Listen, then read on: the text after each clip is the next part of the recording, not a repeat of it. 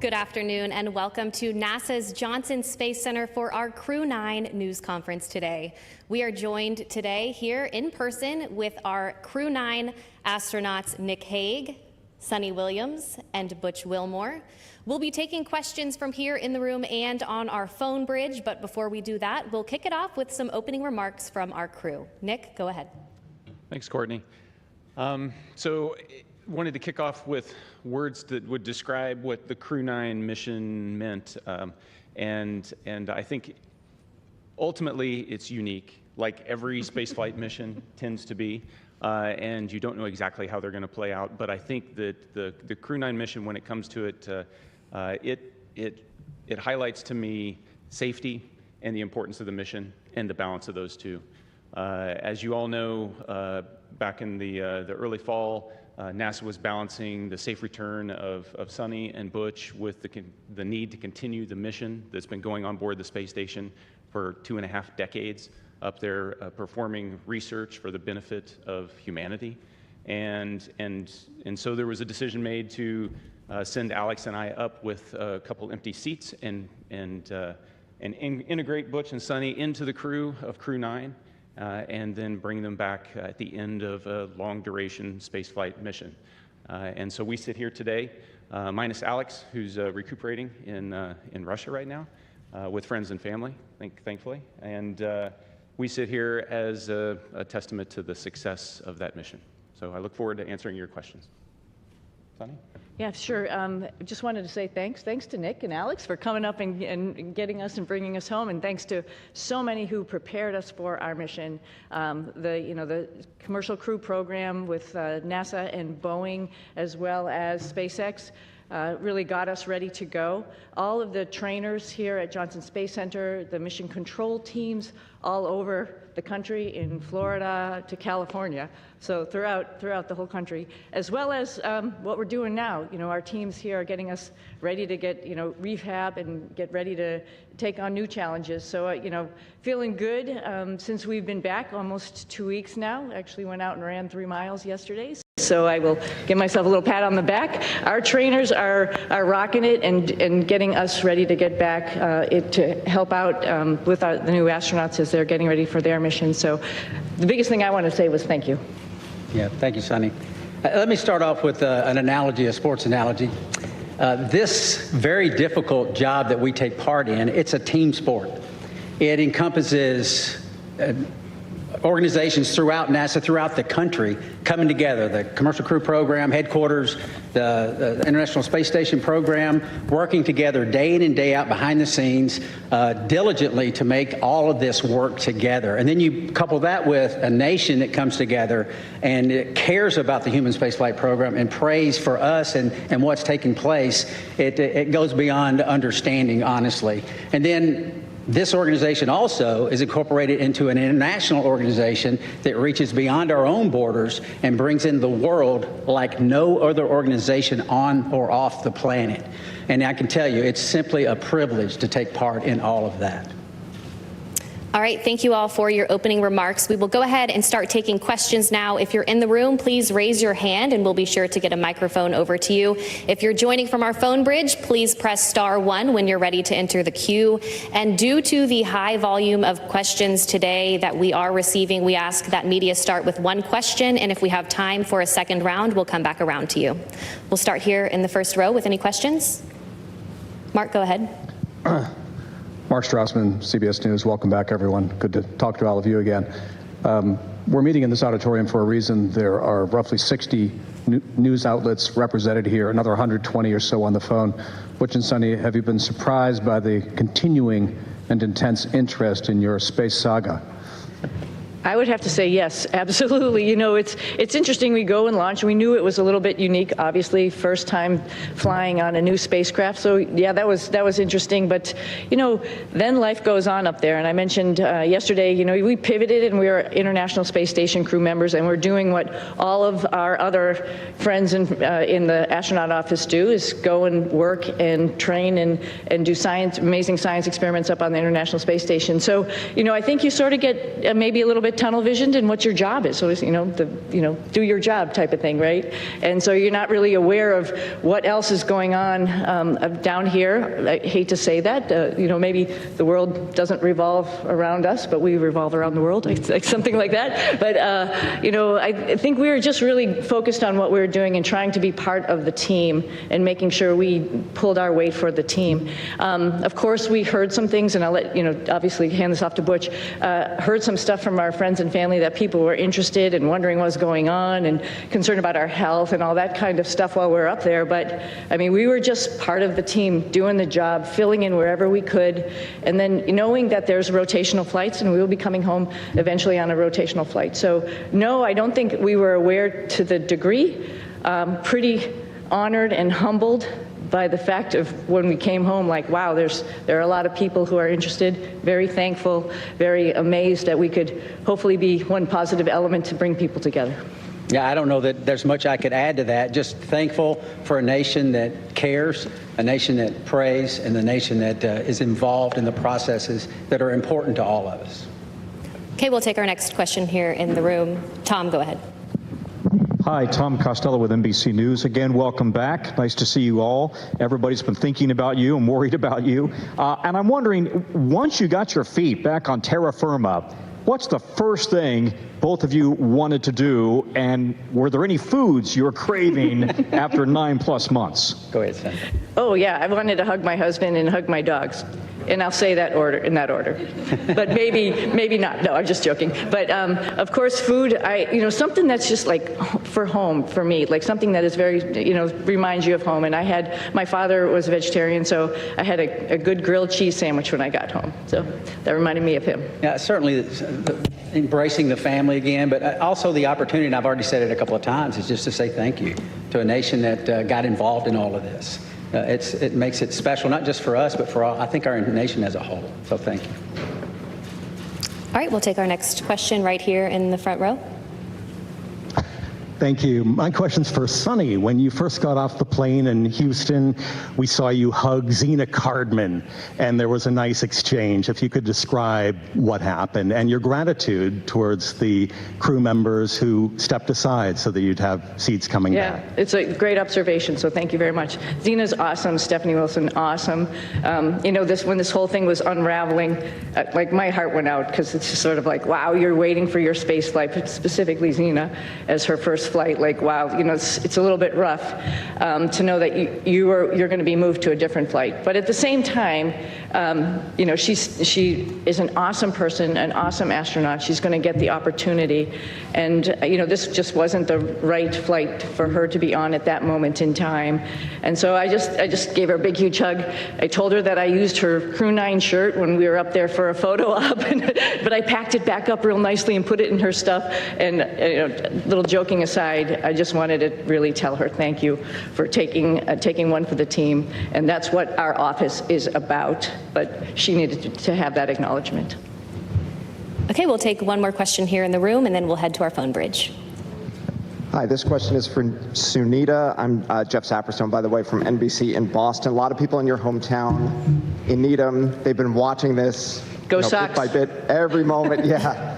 Everybody at the elementary school, there was a big watch party for you when you came home. What's your message to them? They've been so anxiously awaiting for you to return. Oh, well, I'm back. First and foremost, we were always coming back, and I think people need to know that, and we're back to actually, share our story with so many people, because, like you all mentioned, it's slightly unique, and there's some lessons learned to it, and part of that is just resilience and being able to take a turn that was unexpected and make the best of it, and I think that is the biggest thing that I want to, pass down, particularly to kids who think that their life should be the straight arrow to what you want to do, and you're just going to get there. Well, sometimes it takes some turns, some rights and some lefts, and you just keep focused on your goal, and other doors might be open for you. So I think that's the biggest message. All right, we'll head to our phone bridge. Our first question there is from Marcia Dunn with the Associated Press. Welcome back, everybody. Butch, this question is for you. Where do you lay the blame for your Starliner test flight? Clearly, Starliner was not ready to fly when it did. Whom do you hold responsible for everything that happened? Thanks. That is a question that I cannot answer in a couple of comments, but I'll start with me. There were some issues, of course, that happened with Starliner. There were some issues, of course, that happened that prevented us from returning on Starliner. And I'll start with me. There were questions that I, as a commander of the spacecraft, that I should have asked, and I did not. At the time, I didn't know I needed to. And maybe you could call that hindsight, but I'll start and point the finger and I'll blame me. I could ask some questions, and the answers to those questions could have turned the tide. So blame, that's a term, I don't like that term, but certainly there's responsibility throughout all the programs, and certainly you can start with me. Responsibility with Boeing, yes. Responsibility with NASA, yes. All the way up and down the chain. We all are responsible. We all own this. And we are, in this business, trust. You cannot do this business without trust. You have to have ultimate trust. And for someone to step forward and these different organizations say, hey, I'm culpable for a part of that issue, that goes a long way to maintaining trust. So we're not going to look back and say this happened or that happened and that person's or that issue or that entity's to blame. We're going to look forward and say, what are we going to use our lessons learned from this whole process and make sure that we are successful in the future. This is a tough business. The analogy about it is it's always a curvy road. It's never straight in this business. And minimizing those curves and being systems and processes in effect to prevent some of these curves is what we have to do as we leave low Earth orbit and go beyond to the moon and beyond that. So we're going to look forward, and that's the focus. All right, our next question on the phone bridge is from Anthony with Spectrum News. Hello, welcome back, everyone. It's nice seeing everyone return healthy and safe. I have a question for both you, Suni, and Butch. Given the opportunity, would you guys go up on Starliner again? Yes, because we're going to rectify all the issues that we encountered. Yeah. We're going to fix them. We're going to make it work. Boeing's completely committed. NASA is completely committed, and with that, I'd get on in a heartbeat. Yeah, I would agree. The spacecraft is really capable. There were a couple things that need to be fixed, like Butch mentioned, and folks are actively working on that. But it is a great spacecraft, and it has a lot of capability that other spacecraft don't have. And to see that thing successful and to be part of that program is an honor. Yeah. Our next question is from Jackie with the Times of London. Yes, hello, and welcome back to Earth. I wondered about the stuck, stranded, marooned narrative, and to what extent were you aware of that narrative playing out around that down here, and has that been frustrating for you to have to address? Thank you. I'm sorry, that was a little garbled. The stuck maroons narrative. Oh, stuck maroon. Oh, the stuck maroon narrative. We heard about that. Yeah, we heard about that. Somebody mentioned that. We've said this before. We had a plan, right? The plan went way off for what we had planned, but because we're in human spaceflight, we prepare for any number of contingencies because this is a curvy road. You never know where it's going to go. We prepare for this. So we, as Suni used the term, and it's a great term, we pivoted to all that training we did that we didn't think we needed to do, and a lot of people didn't think we needed to do, but we did it anyway, as we pivoted to this other preparation, and that is what makes human spaceflight, your human spaceflight program, special. It is hard, like I said, and preparing for any number of contingencies is what we do. It happened to be me and Suni involved in this, but it could have been any one of the astronauts. There's 40 or so of us eligible for assignment. It would have been any one of us that would have been in the same situation, or could have been in the same situation, and would have done the exact same thing that we did, because they would have gone prepared just like we did. Yeah, and one addition to that, this is a lot bigger than Butch and myself, like we've talked about already, this is the International Space Station program, and there's a lot of wheels that are turning and wickets that we have to go through to get people up to the International Space Station to do all of the amazing science that we're doing up there. We recognize that, we know that, just like anybody else in the astronaut office, and we came, as Butch has mentioned before, prepared, and we were ready to do that pivot and be part of that bigger thing that's not just about us, knowing that everybody on the ground, there's a huge team of people, like I quickly mentioned in my quick thank you, but there's a huge group of people who are looking at the whole program and understanding how and what was the best time and way to get us back home. We knew that, and we were ready to wait until that decision was made, and that was fine. And I'll also add that we're grateful for people that, I don't think they were looking just at us, that when they make recommendations, we can do this, we can do that. They're looking what's best for the human spaceflight program, for our nation's goals.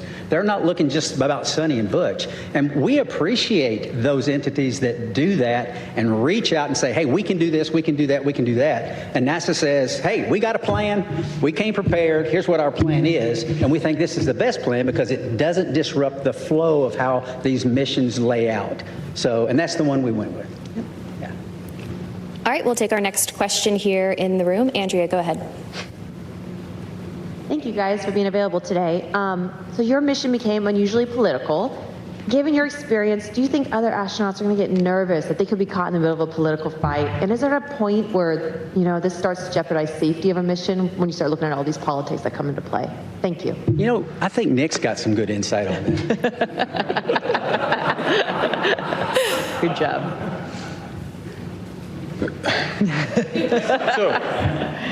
So the way I'd like to answer that is that when we're up there operating in space, you don't feel the politics, you don't feel any of that. It's focused strictly on mission. And if I step back a little bit to the question before, Butch and Suni talk up here, they make it sound like, everybody figured out what they could do with us. The reality is they are highly skilled, very technically competent, and it took everything I had on every day to keep up with them as they're moving along. So they were more than just gap fillers on the station. They were productive, pushing the station mission forward. And Suni was the station commander, so she was calling the shots. So you get in that environment, that operational environment, the politics, they don't make it up there. We are working as a part of an international team that spans the globe and works with, half a dozen mission control centers spread around the globe that are talking in multiple languages, and we just figure out how to make it happen. And that's the magic of human spaceflight, is that we can focus on something so positive that pulls people together. And we've been doing that for a long time. Yeah. All right, we'll take our next question here in the room.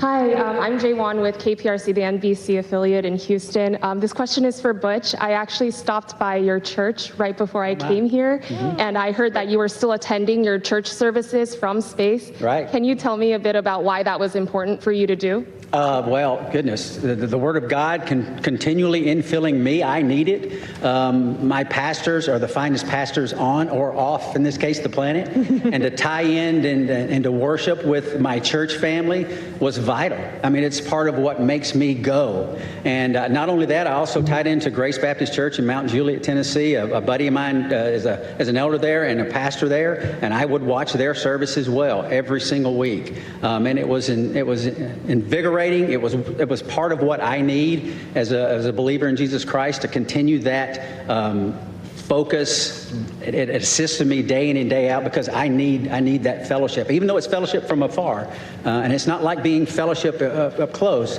but still I need it. So yeah, thank you for that. Okay, we'll head back to our phone bridge. Next up is Ryan with NASAspaceflight.com. Hi, thank you. For the whole crew, of course, this narrative that's being pushed out has made your mission probably the most popular NASA mission to the general public for as long as I can remember, probably since the retirement of the shuttle. But for the whole crew, do you think this extra attention has been a net positive or a net negative for the agency's sort of popularity and the spaceflight industry as a whole? Thank you. I'll start with this one. Yeah. it's, again, an honor that actually people are paying attention. And I'm very thankful that people are paying attention. And, you know, sometimes good news, bad news, it's just news, and it's good for space exploration, and that's what we're all about. You know, our mission, of course, building and working on the International Space Station was just awesome, and we all had the opportunity to do that. But we also have bigger goals of exploring our solar system, going back to the moon, going on to Mars.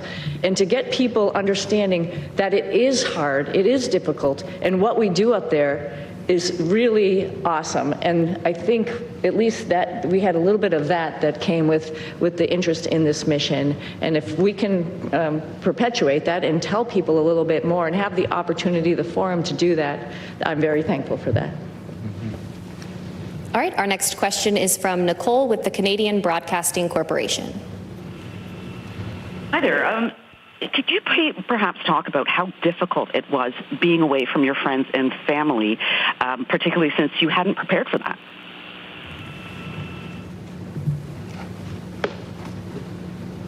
Difficult. Yes, I would say it was difficult. It wasn't in the preparation, but in my family, we talk about these possibilities. We discussed all of this. We never said we were going to be gone for 9 months, but it turned out that way. But the discussions we had, and it's not just discussions prior to the mission launch, this is the way we've trained our daughters from the time they were born, because their dad isn't a unique occupation, right? This is not the norm leaving the planet. And they understand that. And they, again, use that term, pivoted and got on board, understanding that this is part of what families and these type of businesses do. And it's not just in human spaceflight. This is military, armed forces, police forces, all across all different types of occupations that are involved in the possibility of extended stays away. And we're not unique in that. And so they understand that. They have friends that have parents in other areas where they've and been involved in similar type situations, and all of that came together. And, the Lord's help, we persevered, and they persevered, and I can tell you, I am very proud of them. We'll take another question on our phone bridge and then head back into the room. Our next question is from Tom with Sky News London. Hello, thanks for taking my question. Congratulations on your extended mission and your safe return. Although the political situation around this did bring a lot of attention to space and to the International Space Station, some of the statements that were made during your stay up there caused embarrassment to NASA, forced them to make corrections to statements. Now that you're back, did the politics around your stay make a difficult situation worse? I'm not sure I understood. I didn't understand the question. I missed everything except for that last part. Yeah, you came in you were broken up just a little bit. Could you please try to repeat your question one more time? Yeah, I will. Yes. Can you hear me? I was asking whether although the political wrangling around your extended stay in space brought a lot of attention to human spaceflight, it did. Some of the political statements raised caused embarrassment to NASA, forced to make denials about various things that were offered and not offered, and sometimes to your astronaut colleagues. Did the politics around your mission make a difficult situation worse? Yeah, thank you for the question. I talked about how the politics kind of, they don't make it up there when we're trying to make operational decisions. So as the commander of Crew 9, responsible for the safety of this crew and getting them back safely, I can tell you that the entire time up there, I launched with that singular objective of showing up to the station and having to integrate Butch and Suni into a crew with Alex and myself, and then we were planning, from day one to return toward the end of February. That all predicated on the fact that we would have a replacement crew show up and we'd have adequate handover with that crew before we left. That's important to maintain the mission of the International Space Station, to continue pushing research and exploration. And that was never in question the entire time. There were a lot of options that were discussed, and the ground team and the team on the ground, we've alluded to it a couple times already, is gigantic. And everybody was working with singular focus on how do we end the Crew 9 mission at the right time and maintain the safety and the success of the space station mission. Launching in September, given all the unique dynamics surrounding this mission, and coming back originally targeting the end of February and hitting the middle of March, that's pretty much on target if you look at the track record of human spaceflight. It's dynamic, it's challenging, the weather doesn't always cooperate, but we figure out how to make it work. All right, we will take our next question here in the room. Fox 26 here in Houston. Welcome back to H-Town. Suni and Butch, both of you all have a long history of being active and athletes, but with that being said, obviously you all spent nearly 9 months in space. What does that recuperation and recovery process look like getting acclimated back here to Earth? I'll start. I can tell you we have a group of individuals, astronaut strength conditioning and rehabilitation specialists. And we are directly integrated with them day in and day out. They send us protocols to work out. And I can tell you, I'm not as young as I used to be, but I was stronger on space station doing more weight and more reps on exercises than I have in my entire life. Because this group of professionals work to get us stronger and stronger and stronger. We're trying to minimize muscle atrophy, minimize our bone loss. So if we go to other planets, the moon and other planets in the foreseeable future, that we will be able to function when we get there. It's a whole science built around this team of individuals that are working to help us better understand human physiology and what zero gravity does to it and how we can mitigate the effects of the bone loss and the muscle atrophy. So day in and day out, I worked out every single day. We went into quarantine on the 22nd of April. And starting on the 22nd of April, I never missed a single day of workout because your body can recuperate in zero gravity. It doesn't have the normal stresses of gravity on it all the time. So you work out real hard, you hurt for an hour, and it finally fades away and you're ready to go the next day. So I applaud those individuals. They are making huge gains in the preparation to go beyond low Earth orbit. And it's science that is taking place day in and day out and has for years, and we're still learning and we're still progressing. Yeah, at like day 265 on the ARED, because it counts all your days that you go into a workout, I was thinking, I wish the hay was in the barn.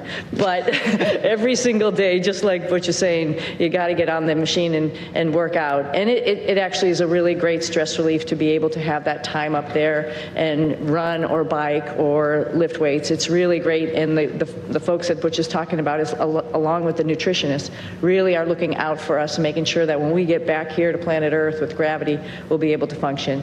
So yeah, it's an adjustment when we get back, and they're here right with us from day one when we landed, ready to evaluate us and see how we're doing, and then work on a protocol to get us back. And like I said, I sneakily went for a run yesterday, but that's all as a result of their hard work. Yeah, I mean, who would even imagine that you come back from 10 months in space, roughly 10 months, and within a week you run 2 miles at an 8-minute pace.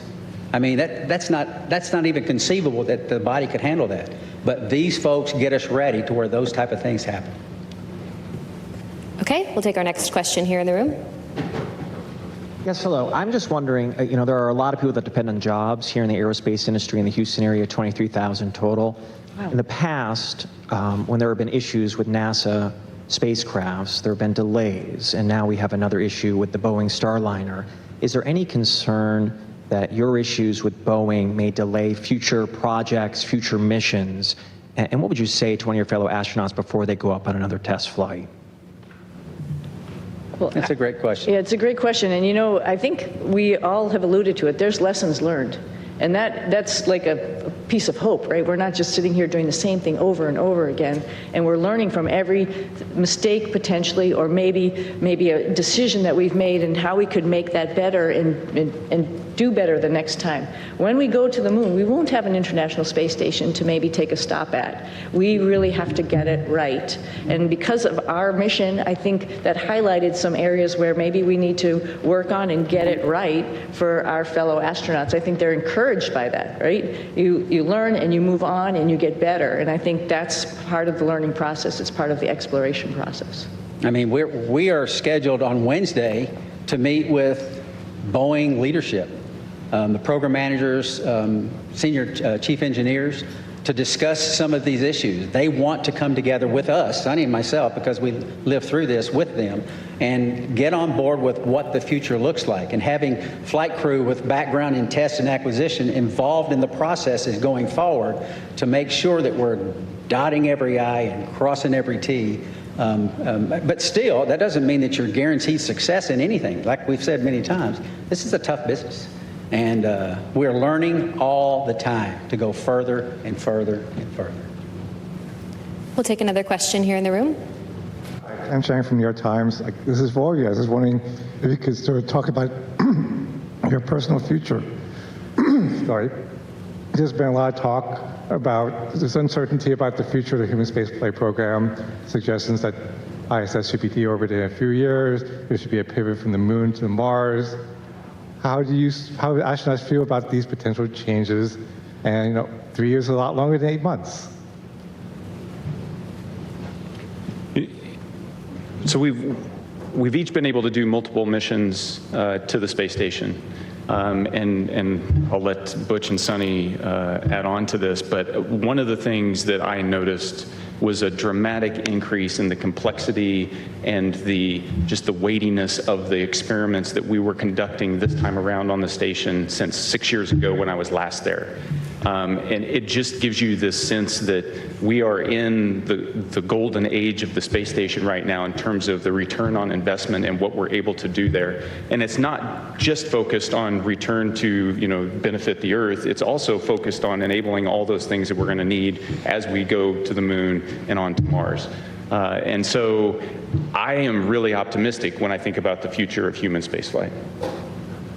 Yeah, I would add on to, it was over a decade since I've been up there last, and I was pretty excited about what was going on. There was a lot going on when we first got there. It was an honor to be working with Crew 8 and seeing all that they were doing and just trying to help them with their stuff, and then being prime, moving up to the prime spots for Crew 9 and Expedition 72 as we took on a lot of experiments ourselves as well as spacewalks. And what the space station is doing to help us in exploration is really encouraging, and it's exciting.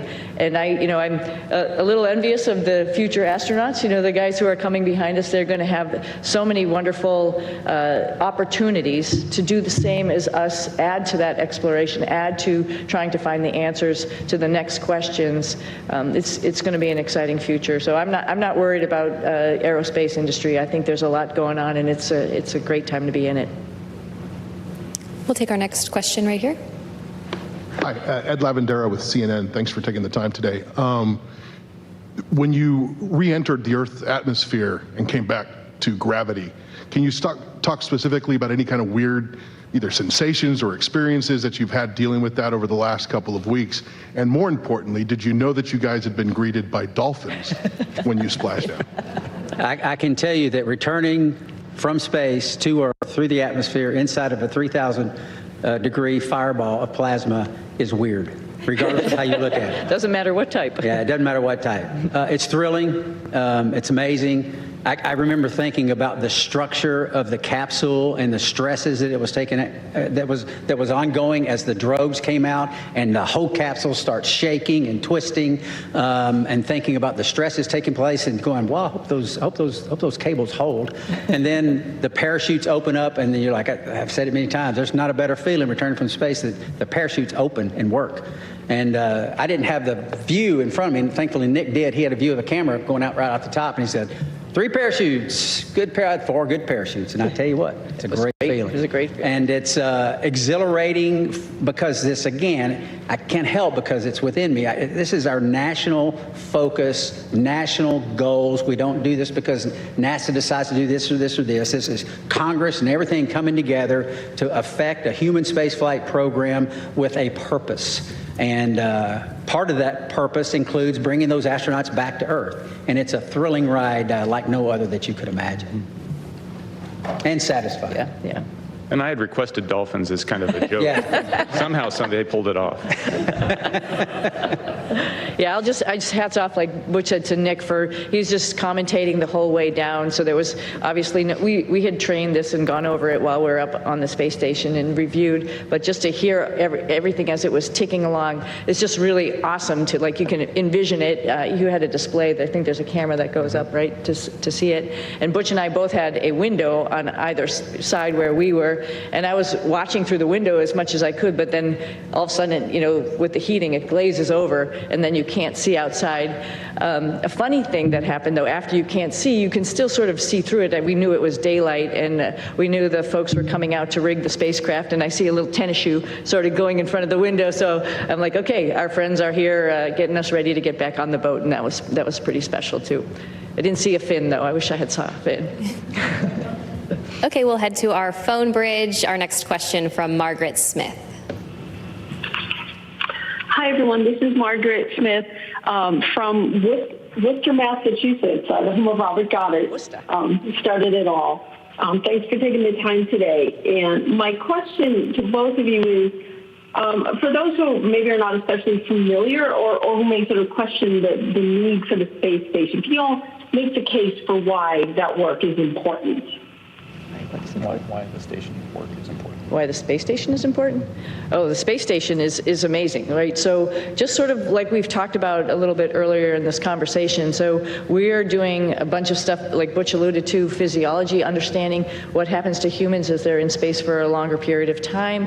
That brings in lots of science experiments in chemistry, in biology. Some of that stuff all comes back to Earth because we're doing some amazing stuff in the microgravity environment. Some of it is mirrored, for example, in our own human bodies. And so there's a lot of stuff that's happening for us, for exploration, for the humans, as well as for Earth. And then, as Nick alluded to, there's all sorts of systems and other things that we're testing up there to help us take those next steps to go back to the moon and onto Mars, figuring out all these exploration systems, including docking vehicles, like different types of spacecraft that we have up there, other types of commercial spacecraft that are coming up for resupply. That's all a huge program to get us to understand how we're going to take the next steps in exploration. I can't help also but talk about STEM. I mean, all of this is STEM, right? Science, technology, engineering, and math. And I'm hoping the work that we've done up there also encourages the next generation of kids to understand that how important that is and how they can become involved. We did lots of experiments up there with kids and universities and companies, trying out new guidance, navigation, control algorithms and robots that were flying inside the space station, competitions, for example, for them. And that's pretty awesome that you can really touch and talk to kids on the ground as you're doing experiments up there, and they have their finger on the pulse of science experiments, and they can understand that and think to themselves, I could be part of this one day. Our next question on the phone bridge is from Neil with ITV News. Congratulations on a great job, everyone. Suni, can I ask how your body is recovering to life with gravity after 9 months? And Butch, what's your message to others from your experience, the delays that you guys faced, and any lessons in patience for the rest of us down here?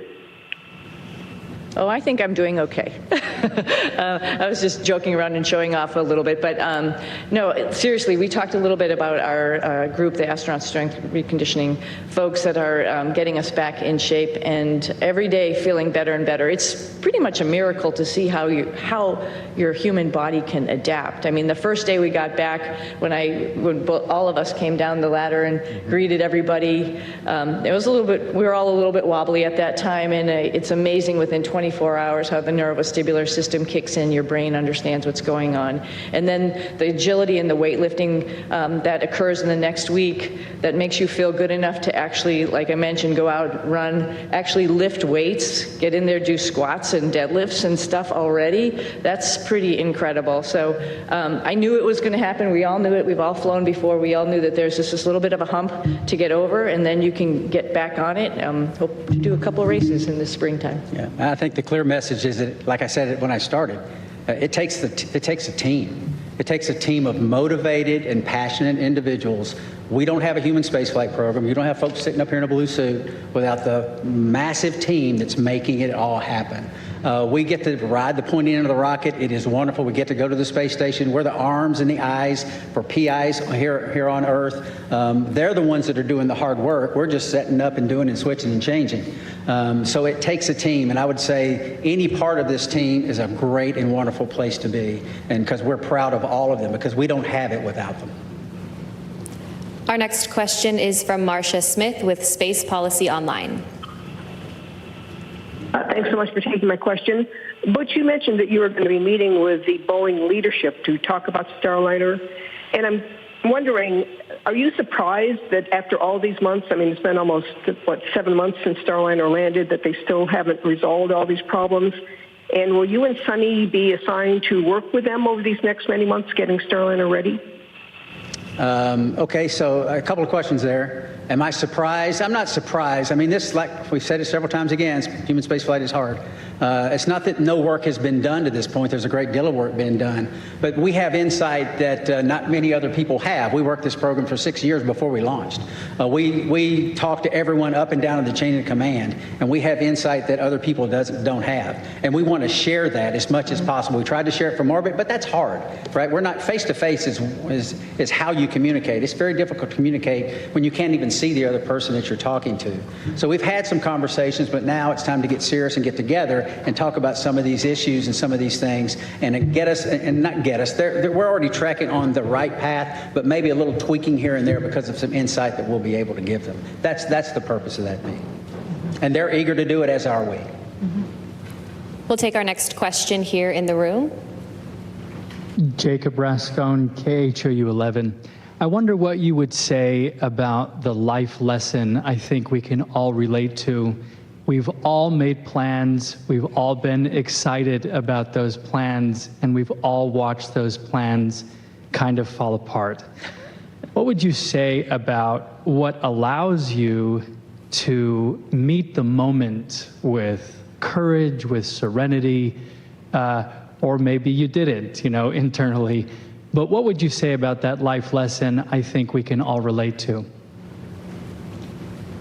Well, I'll start. And I'm sure you want to add, both of you, because I think every flight is a little bit different than what you go in planning it to be. It doesn't matter if it was this one or many other flights or many things in life, just like you alluded to, right? I think the go-to thought there is, what is the opportunity in front of me? Like, it's not a missed opportunity, it's actually another opportunity that I didn't really think about, and wow, that opens a lot of, like I mentioned earlier, a lot of doors or a lot of things to learn. So I think it's great. I think that's the opportunity, that's the point, I think, of the whole thing, is like, when something doesn't go your way, you just have to take the blinders off and look around you and see what other really great things are waiting for you. And then just take advantage of that. Learn as much as you can while you're wherever you are, whatever your situation is, and move on from there, and then share that lesson. Well, I sort of had a similar question on orbit, and I think my answer would be similar. Life is our life, all of our lives are bound up in many things. For me, and it's faith in my Lord and Savior, Jesus Christ. He is the end-all, be-all. He forgives us. He teaches us when his word says about being content in all situations, because he's working out his plan and his purposes for his glory and our good. And I believe that because the Bible says that. And that's the message that I lived. We lived it. My family lived it. We taught them these things throughout their lives. And that's contentment. It doesn't mean always happy. It doesn't mean there's no pain. But content and knowing that God's in control, sovereign God's in control, working out his plan and his purpose. And you might say, well, goodness, that wasn't a very good thing. God did that. Well, he's working out his plan and his purpose. I mean, who's lived a life without pain? I mean, no one. That's the nature of existence. Who's lived a life without sorrow? Who's lived a life without challenges? It grows us, we learn from it, and that's the focus that I try to take from it. It's what's the Lord trying to show me, and what's he teaching me. Because there's so much to learn in life, and there's so much to learn from this evolution. And I think I know my daughters are better off for it, and I'm grateful for that, and I think we are as well. If there's any additional questions here in the room, please be sure to raise your hand and we'll get a microphone over to you. In the meantime, we'll head over to the phone bridge to Josh with space.com.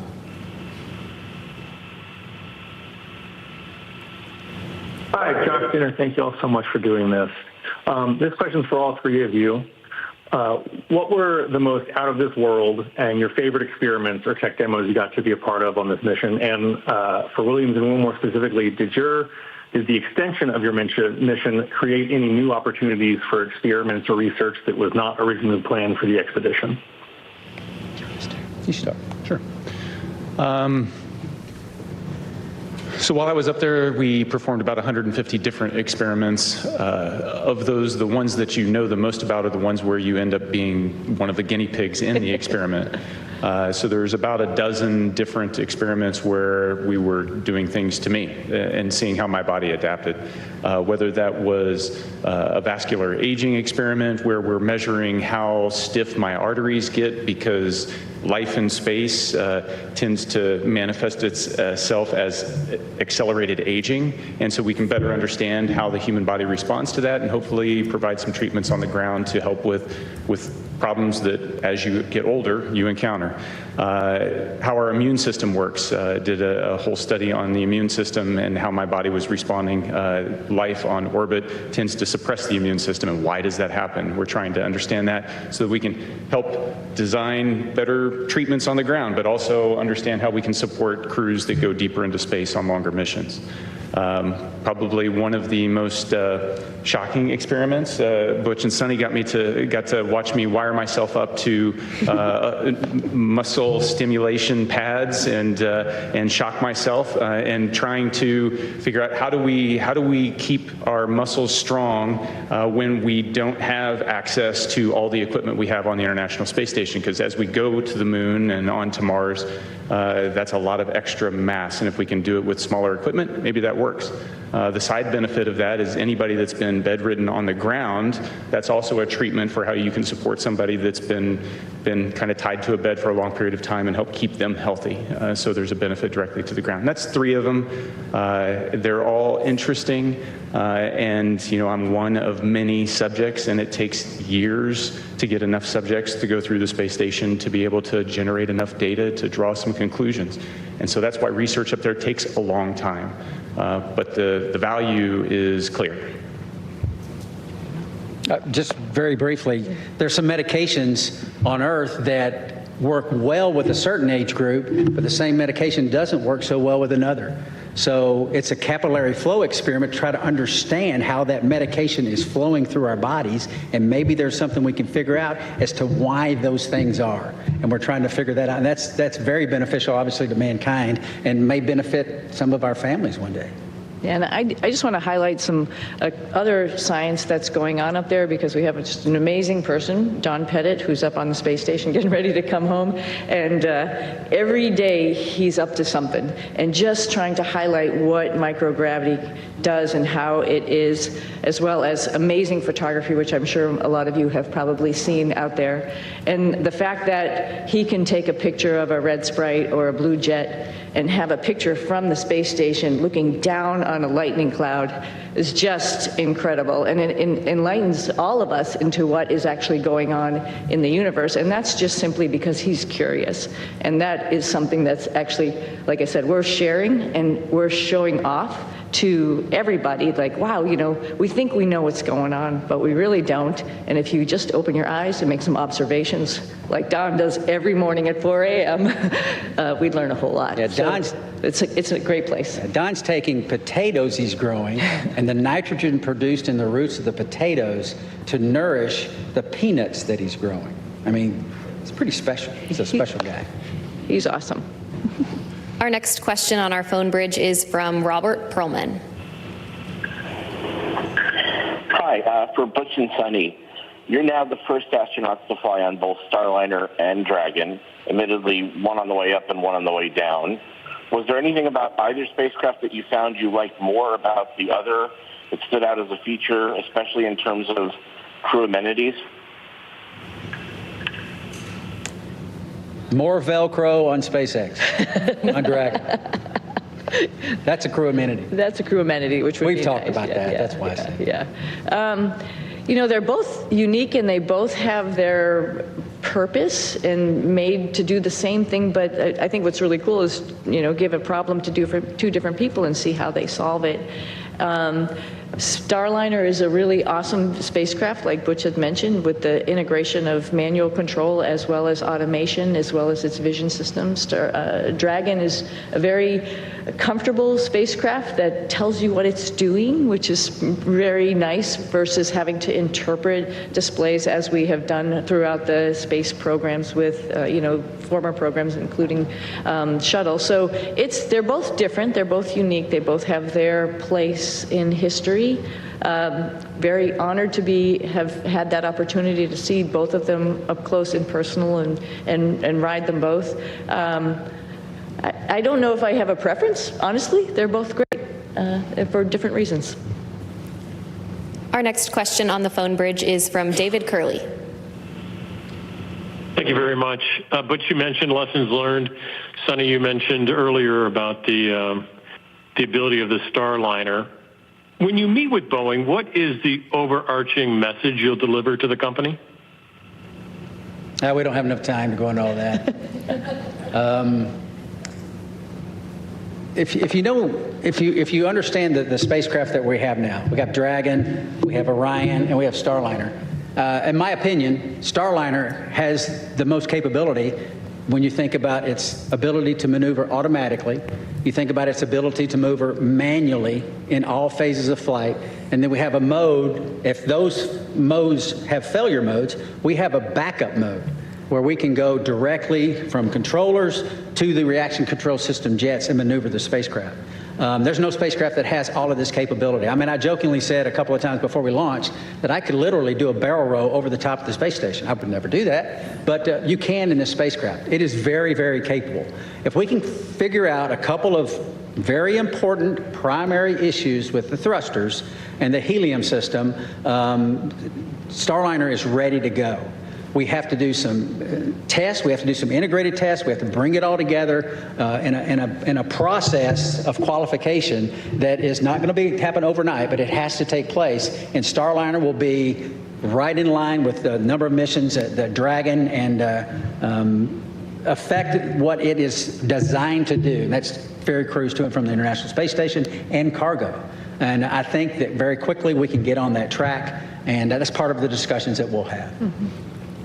Our next question is from Carolyn with Fortune magazine. Hello, thank you, and welcome home. Can you share maybe any special times or conversations you had just with family or friends since you've been home? Conversations you've had with family and friends since you've been home? Since we've been home. Well, for me, it's making plans. My family had been making plans while I was gone because we thought we were only going to be gone for about, a week and a half, 2 weeks or something. And so there was definitely plans throughout the summer. There's plans throughout the fall. Personally, we have a house up in New England, and my husband's been talking about when we're going to get up there and do a lot of fun stuff up there. And I think that's probably appropriate when it gets hot and humid here in the summer, right? Take a little reprieve up there. So those are mostly the conversations about just like, what's next? What's next on the list? What else do you want to do? Where else in the world would you like to go see? Because, when you come back from space, it's really hard to sit where you just are because there were so many amazing places that you saw, like Patagonia, for example. For me, it was like, there's a bigger bucket list than I had when I left, which is unfortunate for my family, but we're all going to, or fortunate for my family, we're all going to be taking some trips. So I think that's mostly the conversations about just being home and enjoying each other's company and going seeing new things. Yeah, I think when you've had this period of recuperation and getting back in the swing of life on Earth, it's pretty close as far as the people that you interact with, your family, folks at church. So I think my message, at least in the short term here, has been thank you for the support of us, Thank you for the support of my family, but then it goes beyond that to my home state of Tennessee. There's an immense amount of support by my family there and friends there and the whole state, as a matter of fact. Tennessee's a wonderful state. Put in my pitch for Tennessee. But getting up there eventually and relaying the same thank you to them and to, like I said, to a nation that cares and a nation that prayed. And this opportunity right now to say thank you to our nation, our wonderful nation. Our next question on the phone bridge comes from Utarish. Go ahead. Welcome, everyone.